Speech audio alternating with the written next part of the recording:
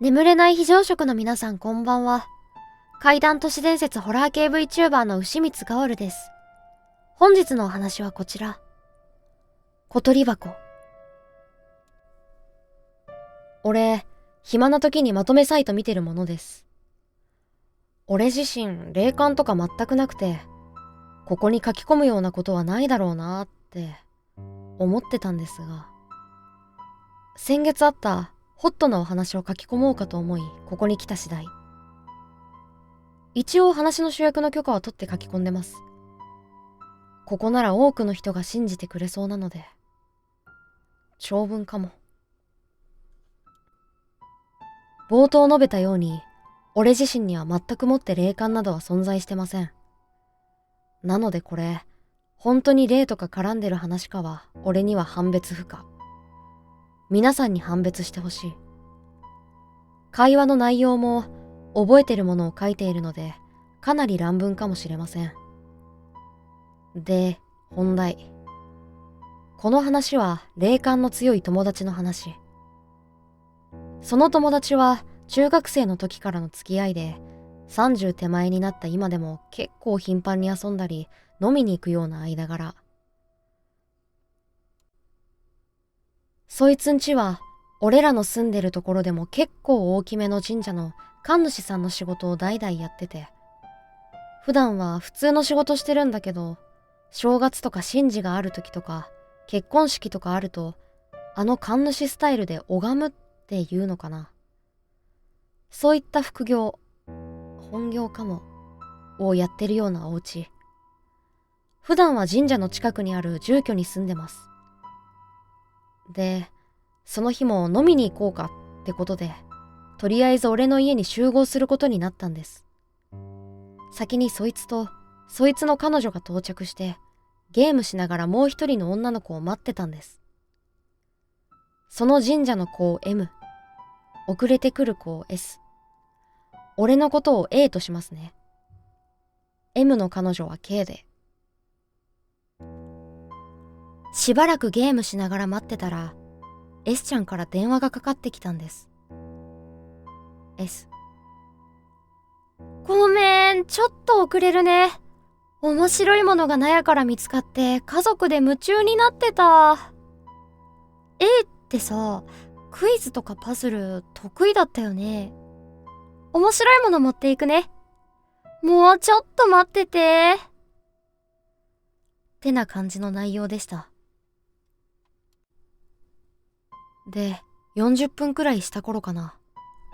S ちゃんがやってきたんです。その瞬間、というか、S ちゃんの車が俺ん家の敷地に入った瞬間かな。M が、やべえ、これやべえ。やべえ。どうしよう。父ちゃん今日留守だよ。って言ったんです。俺、M どうしたが？また出たんか？ K、大丈夫？またなん？ M、出たってレベルのもんじゃねえかも。やべえよこれ。S ちゃん。マジかよ。M は普段は霊感あるとか、お化け見るとか、神社の仕事とか、あまり話題には出さないんですが、たまにこうやって怯えてるんですよ。俺も S も K も、そのことは知ってるんですが、M が突っ込んだ話されるのを嫌がるので、普段はあまり話題にしません。S ちゃんが俺の部屋まで上がってきました。M は顔面蒼白って感じで、M、S ちゃんよ、何持ってきたん？出してみ。S、もしかして私、やばいの持ってきちゃったのかな？ M、S、これ、来週家の納屋を解体するんで、掃除してたら出てきたん。そう言って S ちゃんは木箱を出したんです。20センチ四方ほどの木箱でした。電話でパズルって言ってたのはこのことだろう。小さなテトリスのブロックみたいな木が組み合わさって箱になってたと思う。M、それ以上触んなや。触んなや。その瞬間、M はトイレに猛ダッシュ。嘔吐の声が聞こえてきました。K がトイレに行って M の背中をさすってやってるようでした。一通り吐き終えた M が戻ってきました。M が携帯を取り出し電話をかけました。M、父ちゃん、小鳥箱友達が持ってきた。俺怖い。じいちゃと違って俺じゃ、じいちゃみたくできんわ。M 泣いてました。父ちゃんに電話かけて泣いてる29歳。それほど恐ろしいことなんでしょう。俺も泣きそうでした。M、ついちょらん。箱だけしか見えん。あとはあるけど残っちょらんかもしらん。少し入っちょる。友達のお腹のとこ。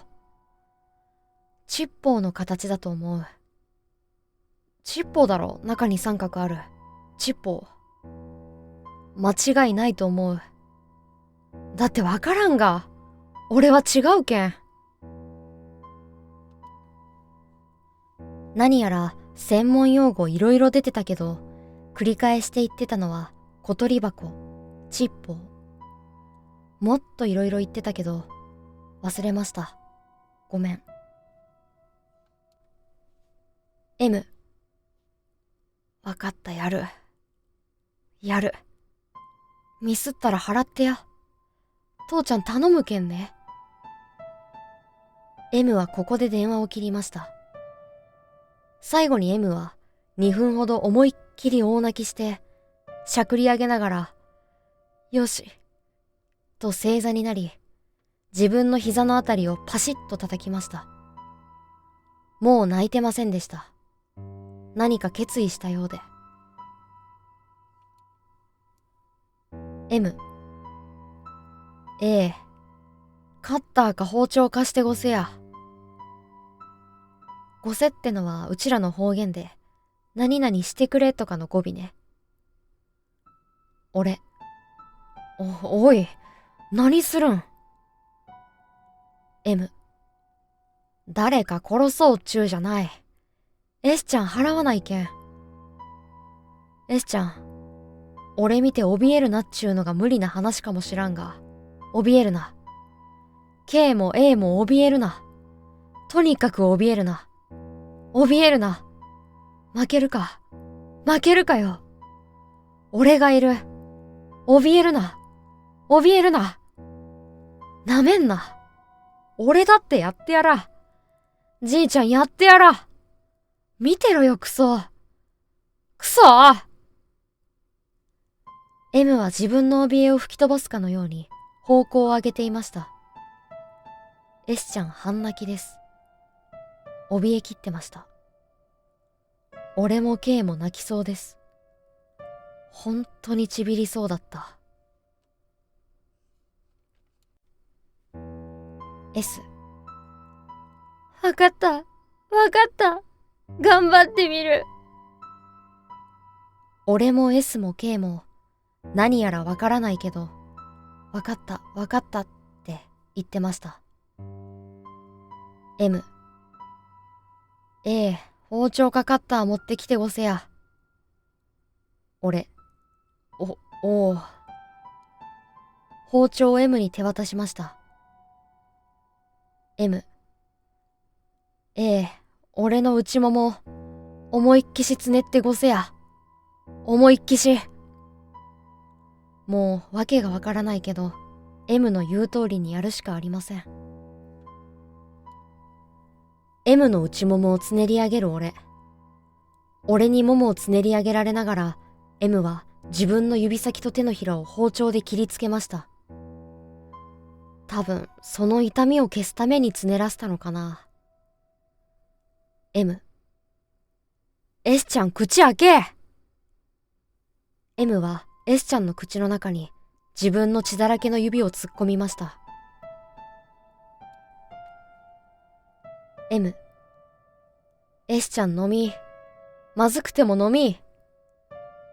S ちゃん大泣きです。言葉出てなかったです。M。の天井。のりお。神明岩戸。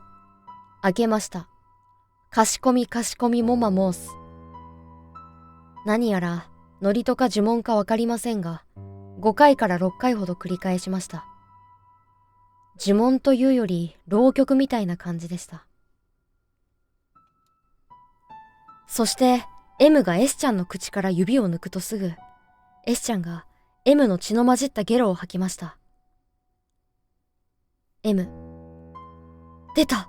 出た！おし、大丈夫。S ちゃんは大丈夫。次。じいちゃん見ててごせや。M は血まみれの手を S ちゃんの持ってきた木箱の上にかぶせました。M。小鳥箱小鳥箱。いけん。いけん。やっちょけばよかった。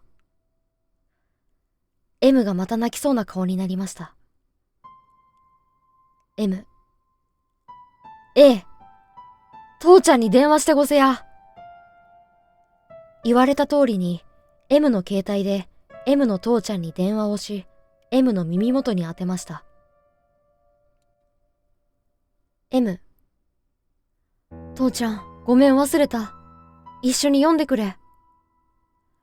M は携帯を耳に当て、右手を小箱に添えて、また呪文みたいなものを唱えてました。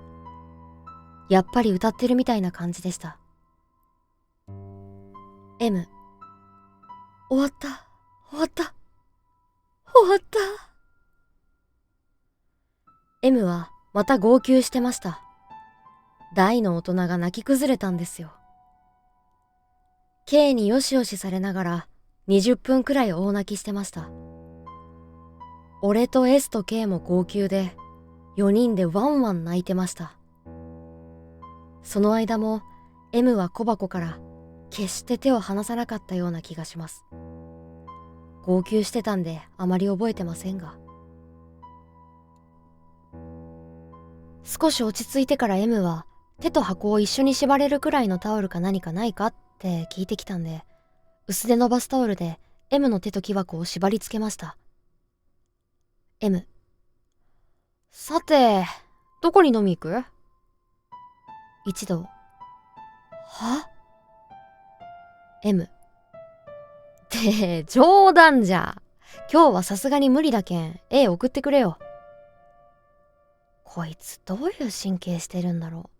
ほんと強いやつだな。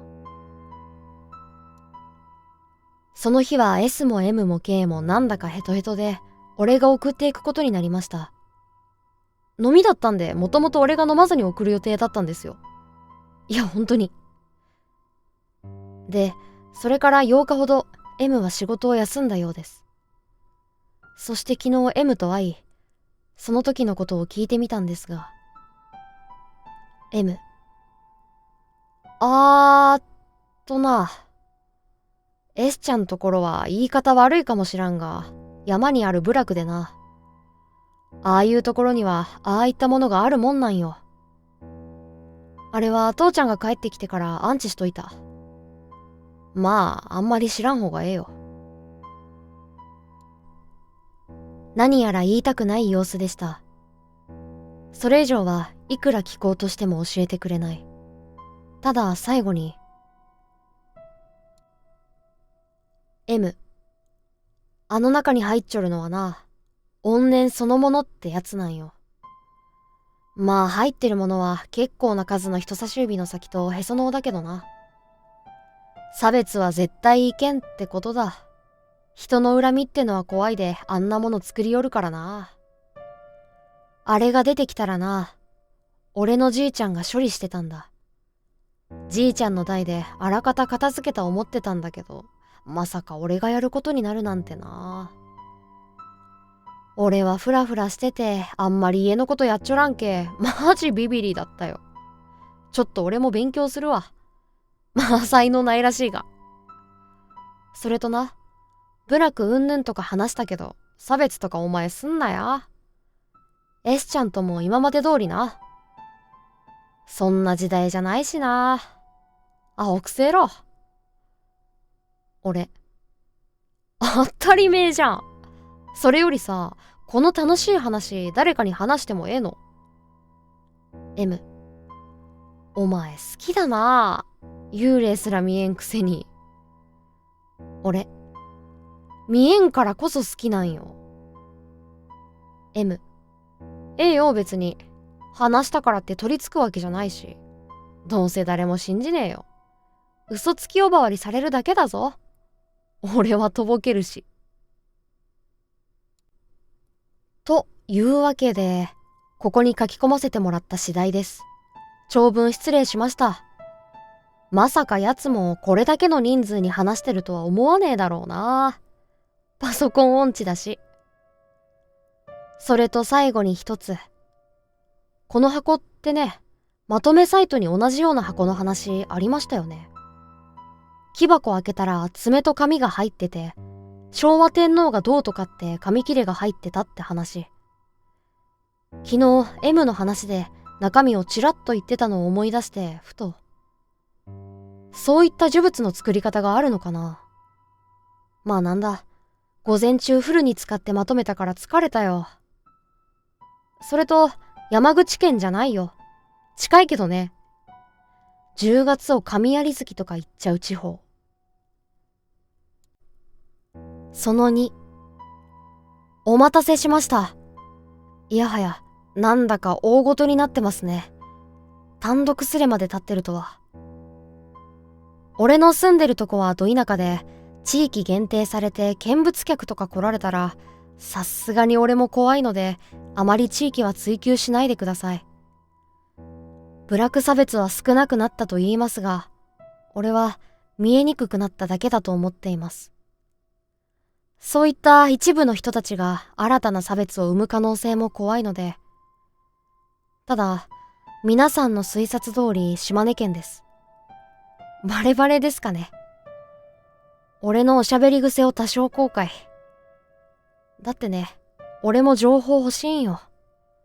ここなら集まりそうじゃん。さすがに大ごとになっており、やばいかなって思ったんで、さっき M と S に電話してこの経緯を伝えました。M 曰く、別にここがどこか分かったって詳細なんか分かりゃしないよ。安心しろビビリ。とのことです。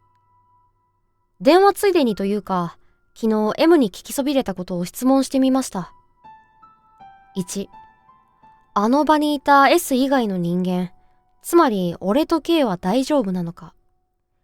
2、また俺の家に来る前に九段の小箱で遊んでたという家族は大丈夫なのか。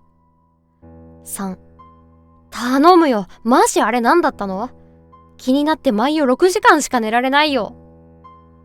以上3点です。以下 M の回答。1、2の回答。あれは子供と子供を産める女にしか影響なし。S の父と弟は問題外。母は閉経してるんじゃないか？ S のばあちゃんもな。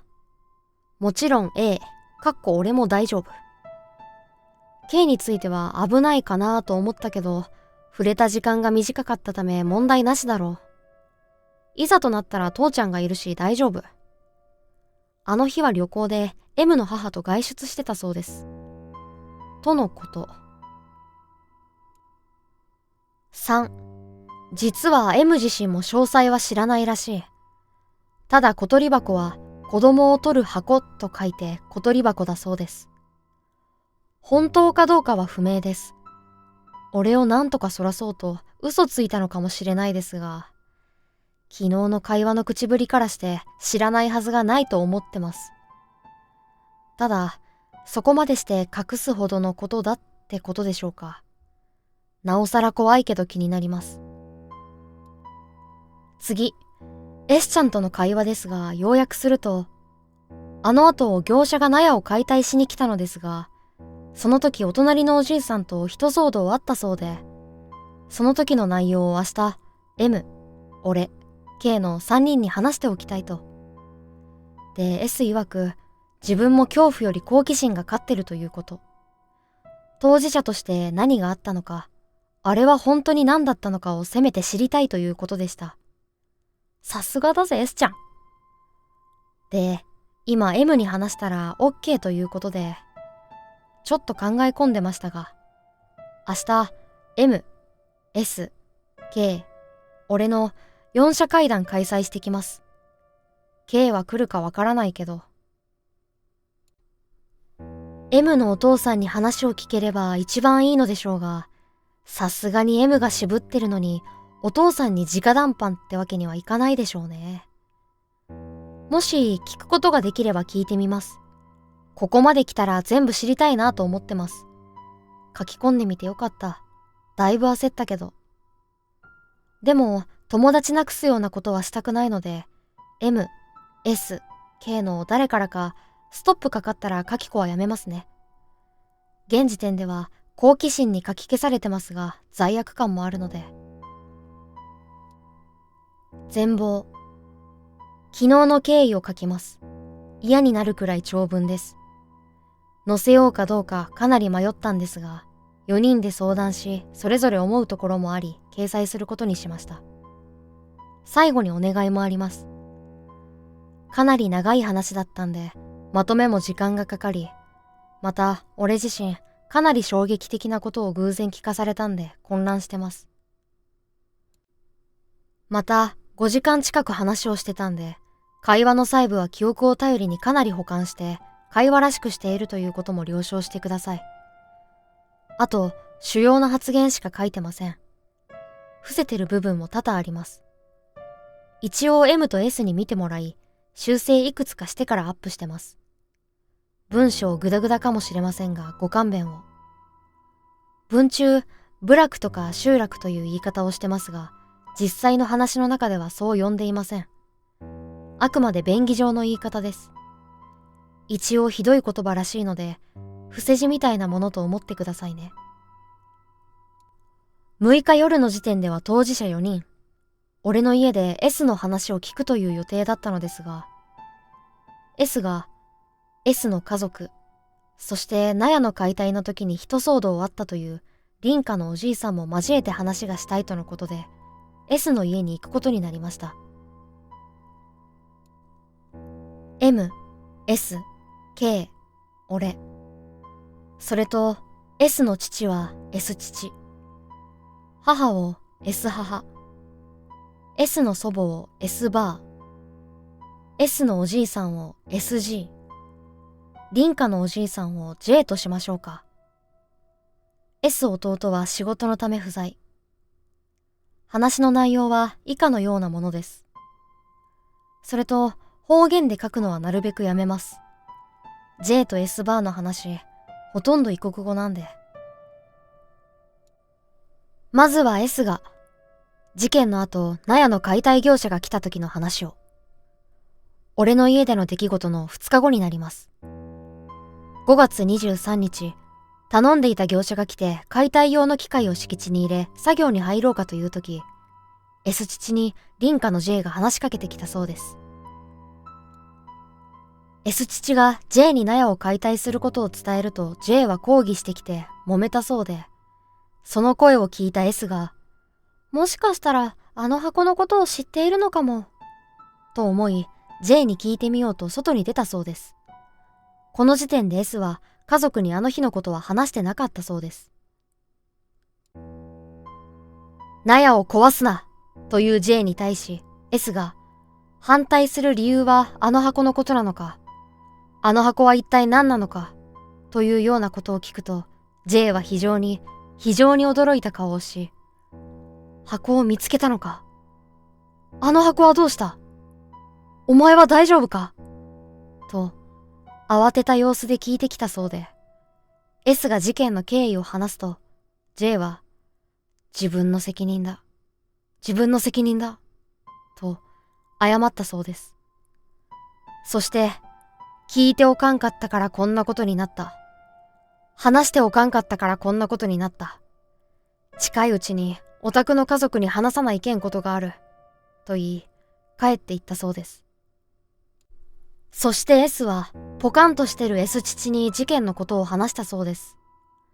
そして J の話を聞いてから俺らに話そうと思ってたんですが、J が話しに来る素振りを見せずイライラしてたところに昨夜俺から電話があったというわけです。そして昨日俺の電話を受け、M も来るなら今日しかないと思い、その話さないといけないことを今日話してほしいということで J をS 父と一緒に説得して来ていただいたそうです。次に M の話。S 父が J にお話いただけますかと言うと、俺と K がいることで J は話していいものか悩んでいる様子だった。M、先に話させてもらっていいですか？そう言って M が話し始めました。M、J さん、本来あの箱は今あなたの家にあるはずでは。今の時代、呪いと言っても大概はホラ話と思われるかもしれないが、この箱については別。俺は祖父、父から何度も聞かされてたし、実際祖父と父があれを処理するのを何度か見てきた。箱の話をする時の二人は真剣そのものだった。管理簿もちゃんとある。それに事故とはいえ、箱でここの人が死んだこともありましたよね。今回、俺が箱に関わったってことと、父が少し不審に思うことがあるということで、改めて昨夜、父と管理簿を見たんです。そしたら、今のチッポーの場所は J さんの家になってた。そうなると話がおかしい。父は、やっぱり、と言ってました。俺の家の方からは接触しない、という約束ですが、今回ばかりは話が別だろうと思ってきました。俺の父が行くと言ったのですが、今回払ったのは俺なんで、俺が今日来ました。J さん、そしてその他一同は黙って聞いてました。M と J にしかわからない内容なので。M、それでですね、J さん。あなたの家に箱があったのなら、S のお父さんが箱のことを知らないのは仕方がないし、なんとか納得はできます。S のおじいさんは T さんの家から引き継いですぐに亡くなられてますよね。S のおじいさんは俺らが知り合った時、つまり厨房の時にはすでにお亡くなりだそうです。M、管理簿では T さんの家、S の家、J さんの家の移動が1年以内になってました。S のおじいさんがお父さんに伝える時間がなかったんだろうと理解はできるんです。それに約束の年数から言って S のお父さんに役回りが来ることはもう考えにくい。あなたか T さんの家で最後になる可能性が高いですし。でも今回箱が出てきたのは S の家だった。これはおかしいですよね。俺、家のことはあまりやってなかったんで、管理簿をまじまじと見たことなんてなかったんですが、昨夜、父と管理簿を見て正直驚きましたよ。S の話をさっき聞くまでは、もしかしたら何か手違いがあって、あなたも箱のことを知らなかったのかもしれない、と考えてたんですが、あなたは知っていますよね。知っていたのに引き継いでいない。そして、S の家にあるのを知ってて黙っていた。俺、今回のこと、無事に払えたんで、あとは詮索されてもとぼければ済むかなって思ってたんですよ。何かの手違いで S の家の人みんなが知らなかっただけで。結果オーライというか、正直焦りまくったしビビりまくったけど。今日だって昨日父と管理簿見てなかったらここには来てなかったと思います。本来の約束なら俺の家からこっちに来ることは禁止ですからね。だから今日俺が来たってことは伏せておいてほしい。でもそういうわけにはいかなくなったみたいです。俺は怒ってますよ。俺の父もね。ただ、顔も知らない先祖の約束を守り続けないといけないっていうのは、相当酷な話だというのもわかります。逃げ出したいって気持ちも、俺だってそうでしたから。俺だってあの日、箱を見ただけで逃げ出したかった。わずかな時間のことだったのに、本気で逃げようかと思った。あれを下手すれば十数年、何十年保管するなんて、どれだけ怖いのか。でも、もしこういったことがここ全体で起きてるんだとしたら、残りの箱の処理に関しても問題が起きます。S はたまたま、本当にたまたま箱に近づかなかったっていうだけで、たまたま、本当に偶然、あの日俺と会うことになってたってだけで、もしかしたら S は死んでたかもしれない。そして、もしかしたら他の箱で被害が出ているかもしれない。だから、なぜこういうことになってたのか、話していただけませんか？それと K は、その場にいた女です。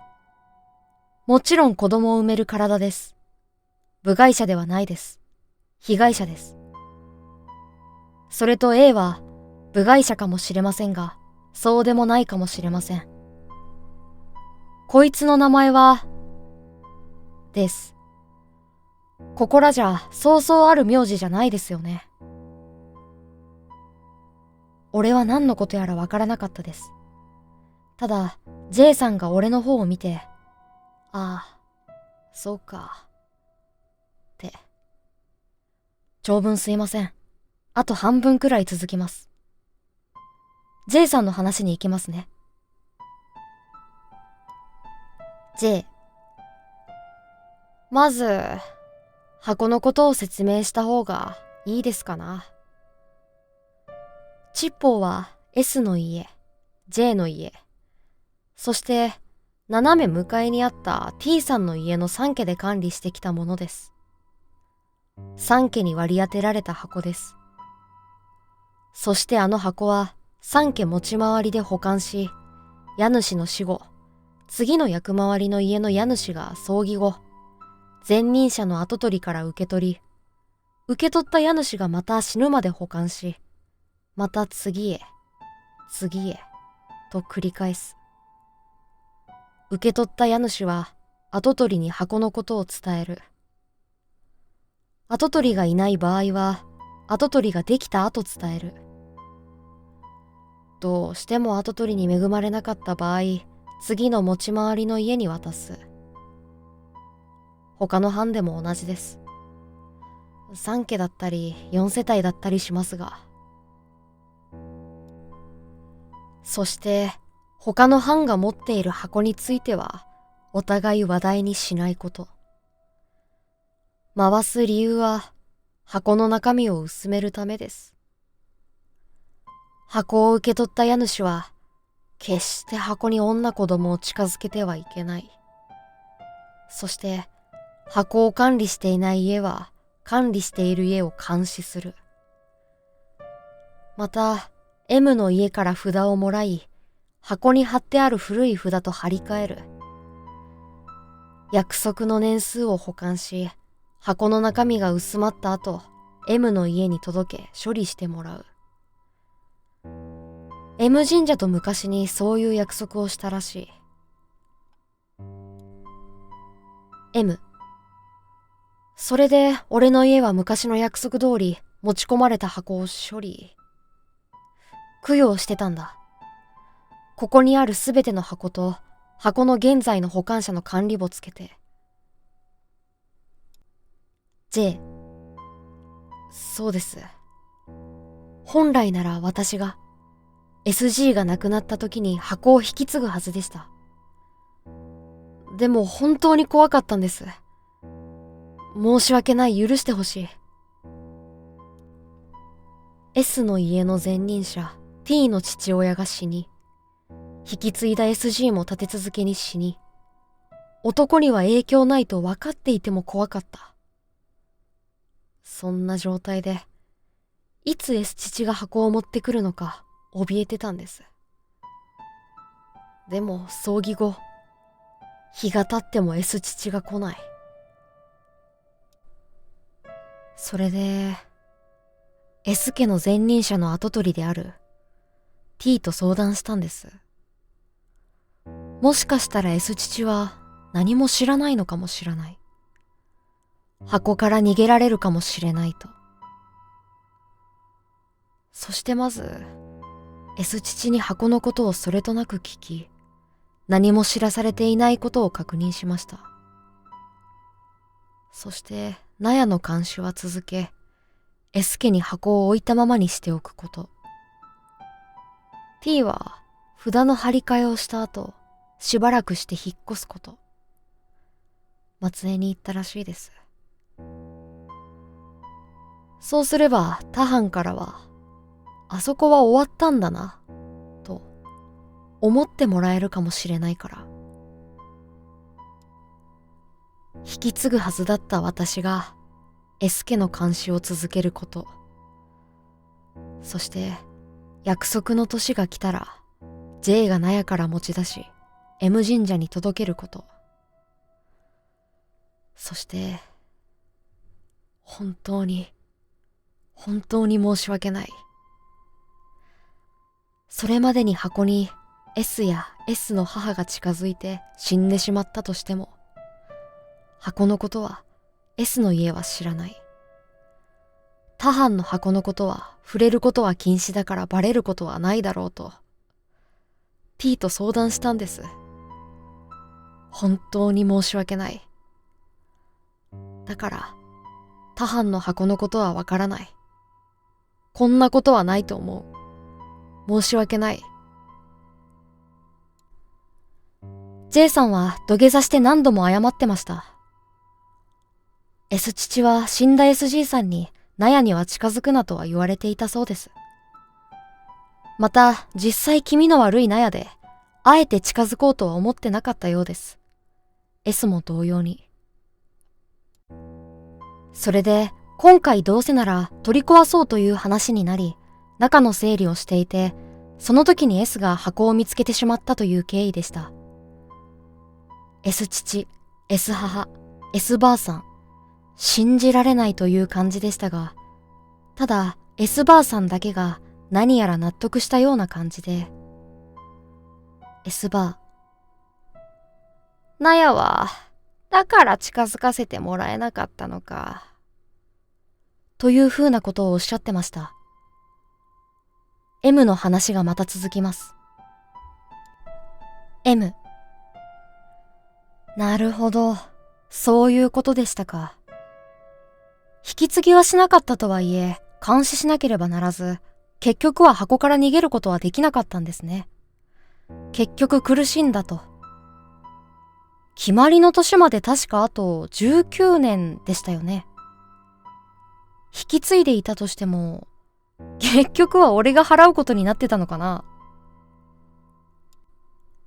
S 父、S 母、S ばあさん、S。現実味のない話で、まだ何が何だかわからないと思う。でもこれは現実で、このご時世にアホみたいに思うかもしらんが現実で。でも J さんを怒らないであげてほしい。あの箱が何か知ってるもんにとっちゃ、それほど逃げたいもんだけん。まあもう箱はないんだけん安心だが。面白い話が聞けて楽しかったと思って、J さんを許してやってほしい。J さんはうつむいて、うなだれて、見ててなんだか痛々しかったです。M。それと、多分みんなあの箱の中身が何かを知りたいと思う。ここまで話したらもう最後まで聞いてほしい。俺も全部は知らんけど、知ってることを話す。ここはもう箱終わったけん問題ないと思うし。正直、残りの箱はあと2つ。多分俺が払わんといけんもんだけん、俺の決意ってのもある。それと、S 父は本来知っておかんといけん話だけん。それと A は多分今話しとかんとしつこいけんな。あの箱はな、小鳥箱って言って、間引かれた子供の体を入れた箱でな。作られたのは1860年代後半から80年代前半頃。この部落はこの辺りでも特にひどい差別、迫害を受けた地域なんよ。で、あまりにもひどい迫害だったもんで、間引きも結構行われていた。の管轄にあったんだが、特に直接の迫害がひどかったらしい。で、働き手が欲しいから子供は作るがまともな給料がなく、生活が苦しいから子供を間引くと。これは一応わかるよな。で、1860年代後半かな。沖ノ島で反乱があったのは知っちょるか。その反乱は1年ほどで平定されたらしいんだけど、その時の反乱を起こした側の一人がこの部落に逃れてきた。島帰りってやつだな。反乱の理由とかは学校で少し習ったろ？沖がすごい裕福な土地だったってこととかも。まあそれはいいや。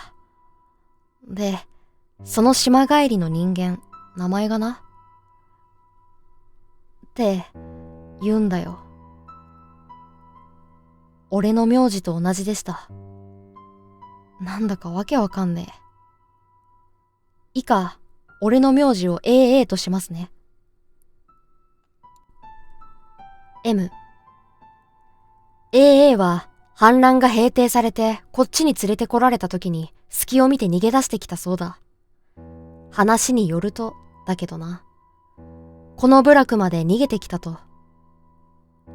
部落の人らは余計な厄介事を抱えるとさらに迫害を受けると思って AA を殺そうとしたんだって。で、AA が命を助けてくれたらお前たちに武器をやるというようなことを言ったそうだ。その武器っていうのがな、小箱だ。小箱の作り方。部落の人はその武器がどのようなものかを聞き、相談した結果、条件を飲むことにしたんだ。AA はもう一つ条件を出してきた。武器の作り方を教えるが、最初に作る箱は自分に譲ってほしいということ。飲めるなら教える。どうしてもダメなら殺せと。部落の人はそれを飲んだ。そして AA は箱の作り方を教えた。作り方を聞いてからやめてもいい。そして殺してくれてもいいとも AA は言ったそうだよ。それだけまがまがしいものだけん、この小箱ってのは。AA も思うところがあったのかもな。ただ、やり遂げたら自分も命を絶つが、それでもやらなければならないことがある。そう AA は言ってたそうだ。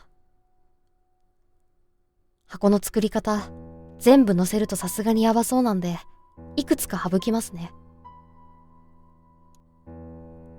M。それで、その方法がな、最初に複雑に木の組み合わさった木箱を作ること。これは、ちょっとやそっとじゃ木箱を開けられないようにするための細工らしい。これが一番難しい作業らしい。お前らもちょっと見ただろう。あのパズルみたいな箱。あれを作るんだ。次に、その木箱の中をメスの畜生の血で満たして1週間待つ。そして血が乾ききらないうちに蓋をする。次に中身を作るんだが、これが小鳥箱の由来だと思う。想像通りだと思うが、間引いた子供の体の一部を入れるんだ。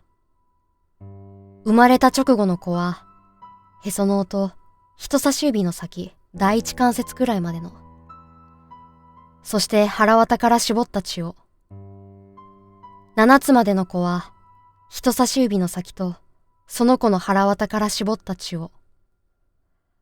10歳までの子は、人差し指の先を。そして蓋をする。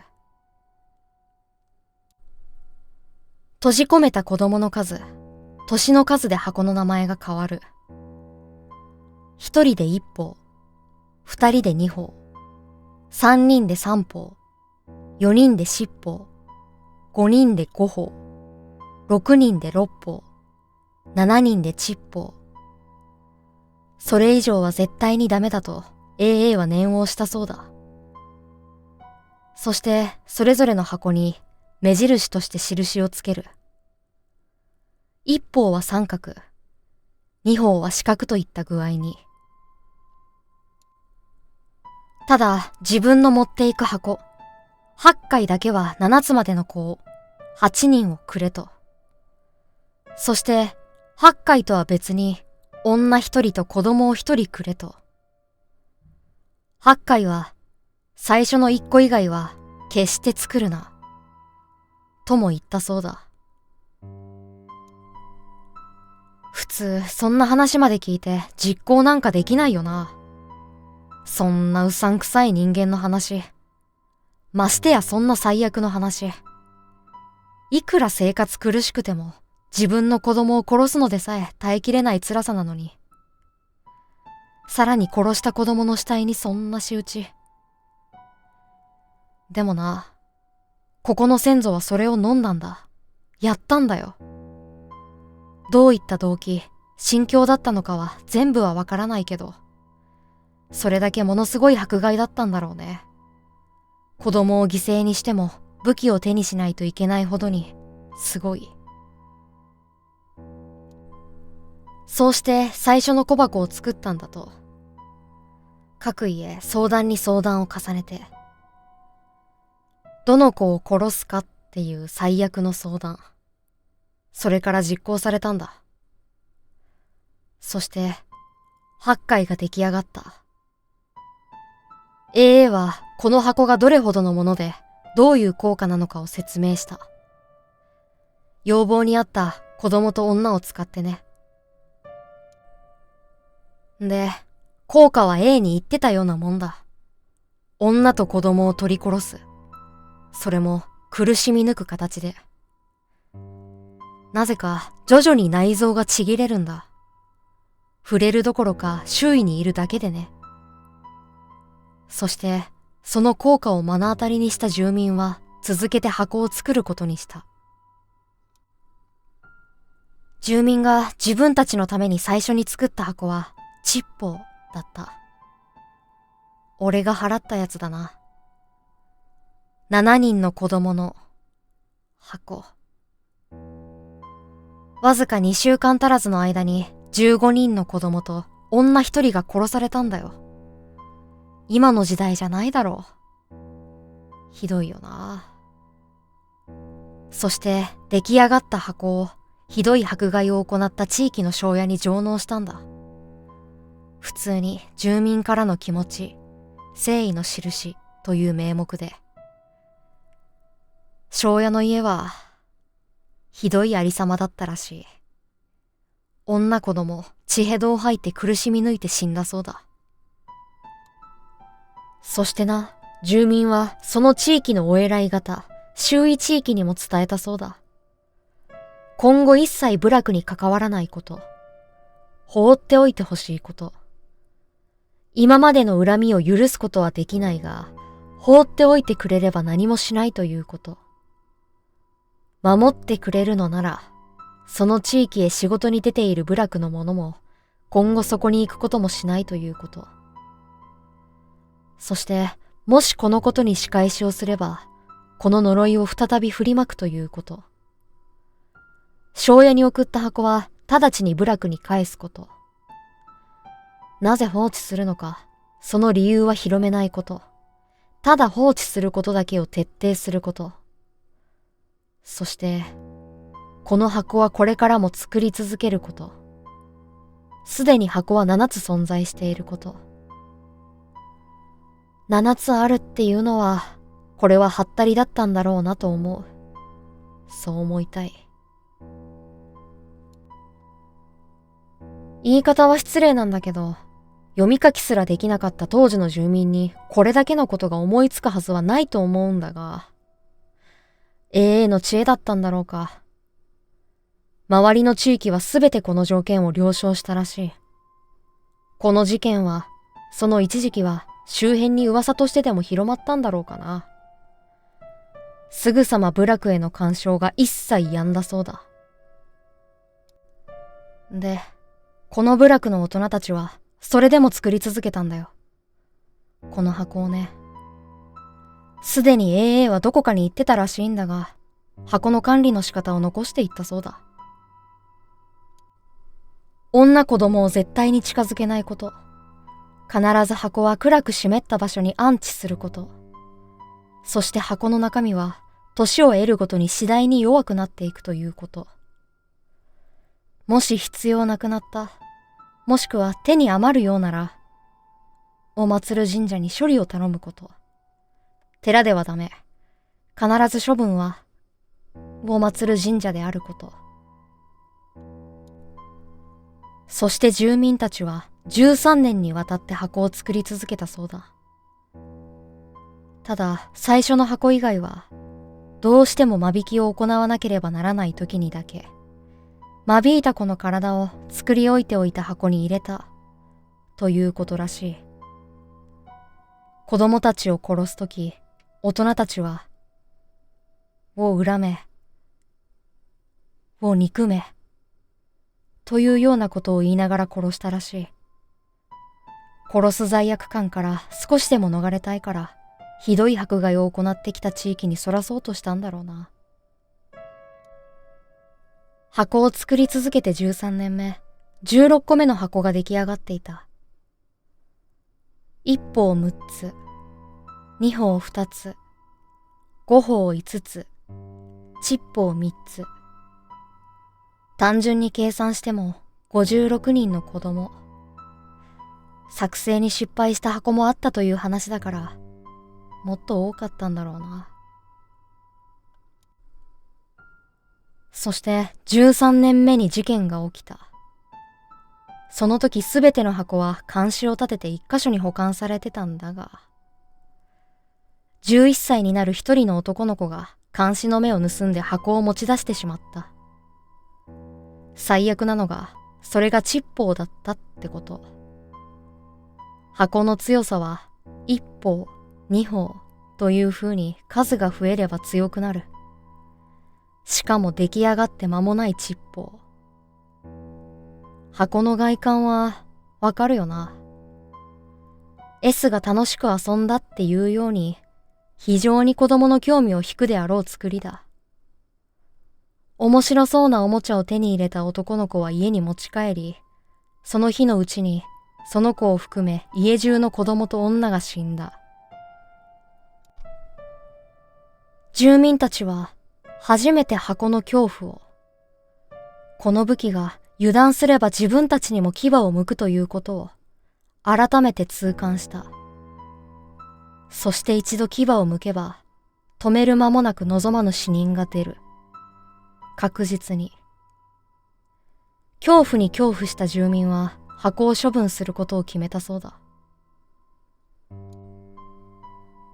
それからは、だいたいわかるよな。代表者5人が俺の家に来たんだわな。そして俺の先祖に処理を頼んだ。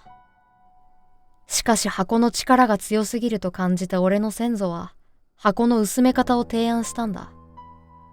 それは J さんの言った通りの方法。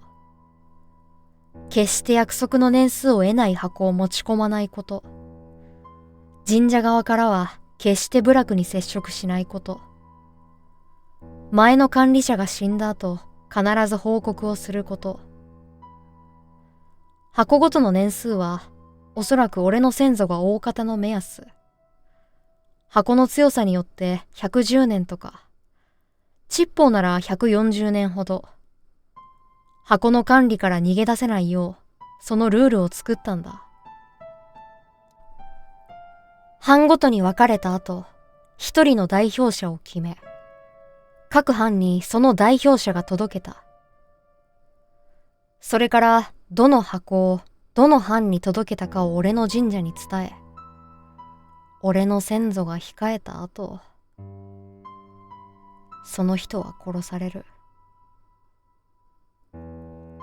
これで、どの箱をどの班がどれだけの年数保管するのかはわからない。そして、班内以外の者同士が箱の話をするのをタブーとしたそうだ。なぜ全体で管理することにしなかったのかは、おそらくだが、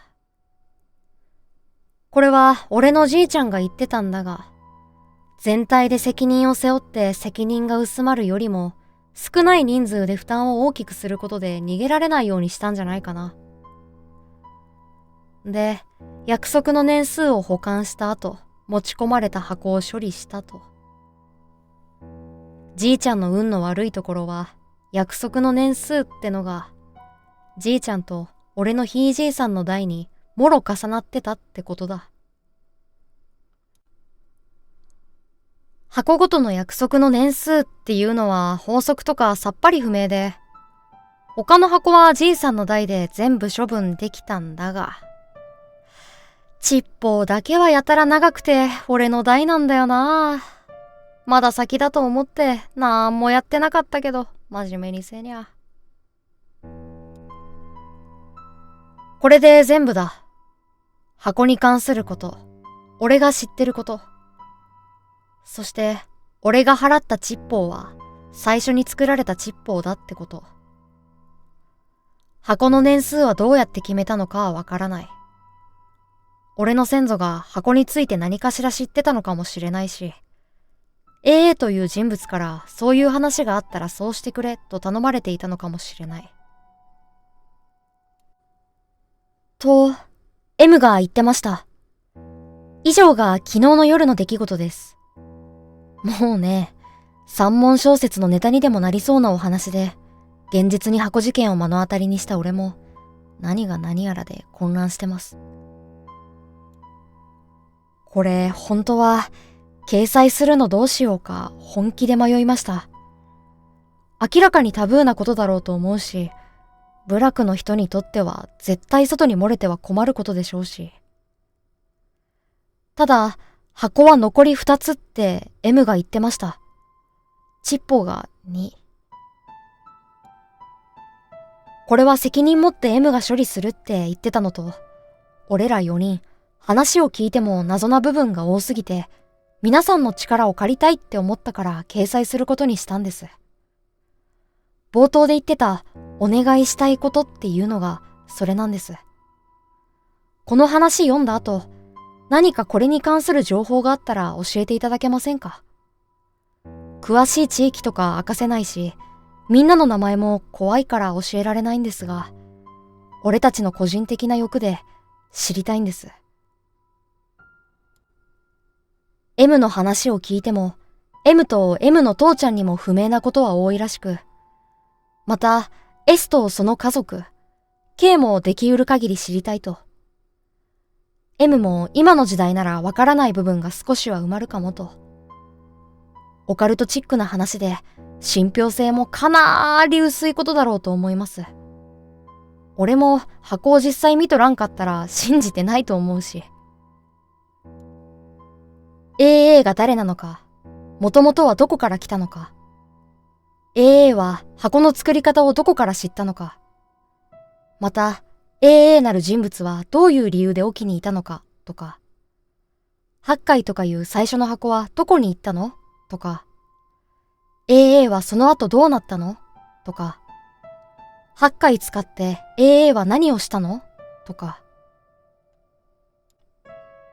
沖は京都付近の政治犯が送られてきたってのは習ったんで知ってますが、この箱の作り方が京周辺にあるもんなのか、とか。これは俺のルーツ知れるかなっていう個人的な欲も含まれています。父母が生きてた時、父方の先祖は沖から来たってのは聞いてたんですが、詳しいところは不明なんで、俺が AA と関わりあるのかは不明なんです。妹どもももちろん知ってるわけないし、母方のばあちゃんに聞いてもわかるわけねえし。歴史に詳しい方、八海とかいう言葉が出てくる郷土史、昔話など、情報出てこないですかね。箱の呼び名の由来も不明ですし、ただ俺の想像なんですが、一方、二方とかは漢数字の1に封印の封。八海っていうのは漢数字の8に開くっていう漢字の海なのかなとも。俺らの名前、特に俺自身の名字を明かせない。